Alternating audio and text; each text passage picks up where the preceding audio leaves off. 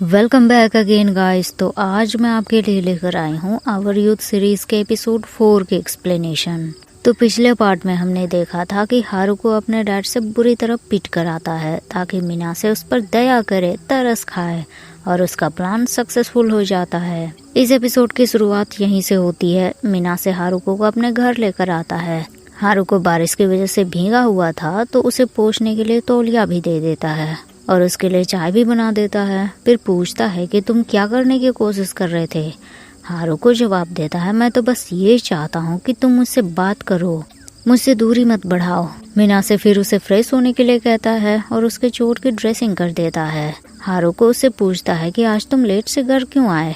मिनासे बताता है वो आजकल टेस्ट के मार्क्स उसके अच्छे नहीं आ रहे हैं तो वो एक्स्ट्रा क्लासेस लेता है, वही पढ़ाई कर रहा था। सीबा यानी कि वो लड़का जिसके साथ वो स्कूल जाता है उसी के साथ। हारुको थोड़ा जेलस फील करने लगता है। वो बोलता है, हाँ सीबा को जानता हूँ मैं, हमारे क्लास का स्मार्ट लड़का है ना जिसके साथ तुम हमेशा स्कूल जाते हो। मिनासे भी बोलने लगता है कि हाँ उसे ट्यूशन क्लासेस लेने हैं तो हम साथ गए, और वैसे भी तुम्हारी भी तो गर्लफ्रेंड है।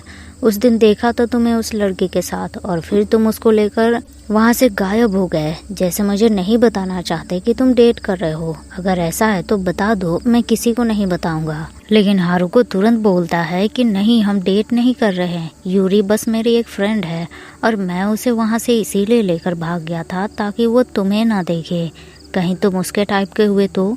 मिनासे तुरंत बोलता है, मैं किसी के टाइप का हूँ ही नहीं, लेकिन हारुको के लिए वो तो स्पेशल है, सुपर स्पेशल।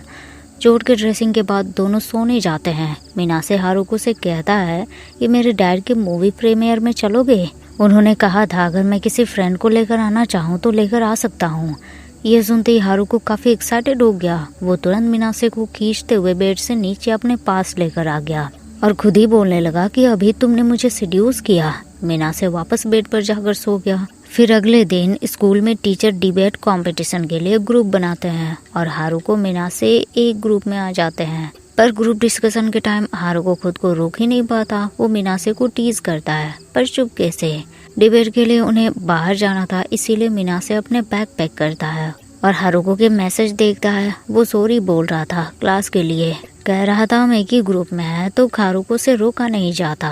फिर मिनासे को वो एक क्यूट सा किस करता हुआ पपी का इमोजी भेजता है और मिनासे को ये सब बहुत अजीब लगता है। अगले दिन सबको बाहर जाना था पर मिनासे की तबीयत खराब हो जाती है। वो उसी तरह दवाई लेकर ट्रिप पर जाता है। वहाँ उसके दोस्त तबीयत के बारे में पूछते हैं। वो कहता है कि अब ठीक महसूस हो रहा है पर कहीं उसकी तबीयत ज्यादा खराब ना हो जाए, इसीलिए दोस्त उसे रेस्ट करने के लिए भेज देते हैं। शाम को वो मेस में डिनर करने भी नहीं आता है। हारुको उसके दोस्तों से सुनता है कि मिनासे की तबीयत ठीक नहीं है, इसीलिए वो नहीं आया और उसे सेपरेट रूम दिया गया है। हारुको को उसकी फिक्र होने लगती है और डिनर लेकर वो मिनासे के सेपरेट रूम में पहुंच जाता है। वो उसके लिए आइसक्रीम लेकर आया था जो बचपन में जब भी वो बीमार होता था तो माँ उसके लिए लेकर आती थी। मिनासे उसे बताता है कि कल रात मेरे रूम की खिड़की खुली रह गई और रात भर मैं सो नहीं पाया क्योंकि तुम्हारे स्ट्रेंज मैसेज मुझे काफी परेशान कर रहे थे। हारुको पूछता है कि किस टाइप का स्ट्रेंज मैसेज, अब मिनासे कैसे बता है। तभी हारुको उसका आइसक्रीम खा लेता है। मिनासे उससे कहता है कि तुमने क्यों खाई, तुम्हें भी सर्दी हो जाएगी। हारुको बोलता है, मैंने सुना है अगर तुमने किसी को इन्फेक्ट कर दिया तो तुम पूरी तरह से ठीक हो जाओगे, पर मिनासे को ये कोई इलाज करने का तरीका नहीं लग रहा था। फिर हारुको उसे किस करता है और कहता है कि मुझे भी इन्फेक्ट कर दो। मिनासे बुत बनकर बैठ गया क्योंकि ये आदमी बीमारी भगाने के नाम पर उसे किस कर रहा है, पर जो भी हो उसे हारुको का साथ पसंद आ रहा था। फिर मिनासे उसके आइसक्रीम फिर से खा लेता है और अपने अजीब जीभ दिखाता है जो आइसक्रीम की वजह से नीले पड़ गए थे। मिनासे ये देखकर हंसने लगता है और हारुको को अच्छा लगता है कि मिनासे हंसा। अगले दिन सब मार्केट जाते हैं। वहाँ मिनासे को एक हैंकी दिखता है जिसमें नीले आइसक्रीम बने हुए थे। मिनासे उसे देखता है तभी सीबा आ जाता है। वो बोलता है ये क्यूट है ना, अपनी गर्लफ्रेंड के लिए ले रहे हो, लेकिन मिनासे उसे वापस रख देता है। शाम को सब वापस अपने रूम में आ जाते हैं। मिनासे आज सबके साथ सोता है। हारुको बिल्कुल उसके बगल में ही लेटा था। मिनासे बस उसे देखे जा रहा था। हारुको भी अपना हाथ मिनासे के हाथ में रख देता है।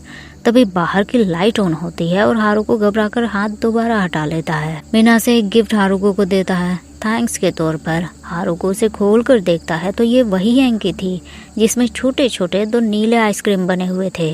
यानी कि सच में मिनासे ने वो हैंकी ले लिए थे, अपनी गर्लफ्रेंड के लिए नहीं बल्कि बॉयफ्रेंड के लिए। वो रात उनके ट्रिप की आखिरी रात थी। अगली शाम सब अपने अपने घर पहुंचे।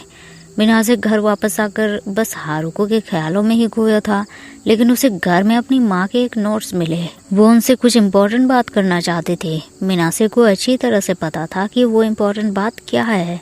वो काफी दुखी हो जाता है और हारुको के मैसेज आते हैं उसे। वो बाहर उसे बुलाता है, मिनासे भी चल जाता है। इधर जब हारुको घर वापस आता है तो वो देखता है कि उसके डैड नाइट क्लास के पेरेंट्स नोटिफिकेशन पर चने के दाने रख कर खा रहे थे। हारुको को ये बिल्कुल अच्छा नहीं लगता और मिनासे को वो मैसेज करके बाहर बुलाता है। दोनों उसी प्लेस पर पहुंचते हैं जिसे हारुको के दोस्त ने रहने के लिए दिए थे।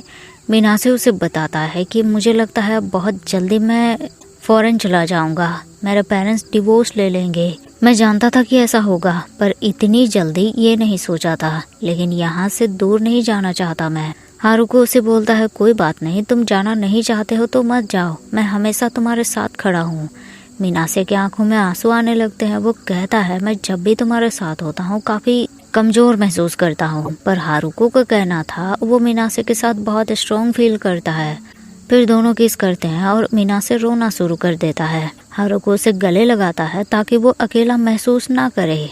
तो इसी के साथ आवर यूथ एपिसोड 4 यहीं एंड हो जाता है। वीडियो आपको पसंद आया हो तो लाइक शेयर जरूर कर दीजिएगा और मिलते हैं फिर नेक्स्ट वीडियो में। तब तक के लिए thank you so much guys for watching the video.